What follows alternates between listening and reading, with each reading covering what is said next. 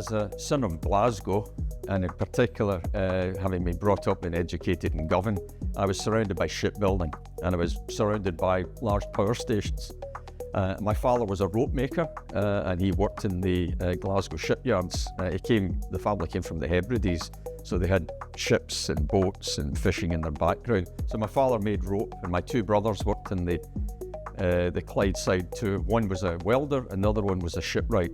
So in many ways, my destiny was there before me, but because of their support and a very determined, supportive mother, I went and studied engineering at university, worked in the utility industry, working on power stations and transmission and grid. And I'm delighted to say my three children are also all engineers, including my twin daughters, all of whom, my girls and my boy, all working in the renewable energy and low carbon industries. Enginuity is about bridging that skills gap, but doing that in an empathetic way that connects to the rest of the ecosystem, industry, business, investors and government.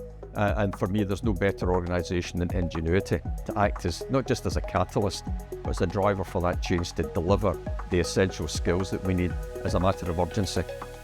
Well, in my day job, I am the principal of a university, and I have the pleasure of working with 25,000 students. Now in my role as chair of Enginuity, this takes me into another community of exciting young people, well, apprentices, those that are going through certification and professional development.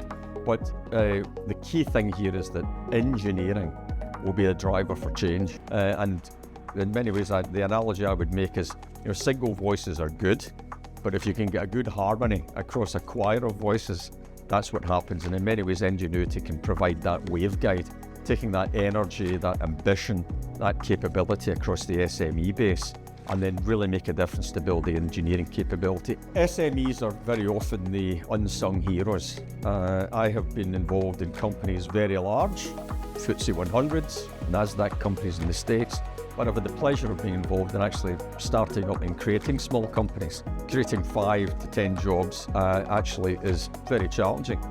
Paying their wages and building careers and having company growth is even more challenging. So in many ways, if you would allow me to characterise them, those that lead and manage SMEs are unsung heroes.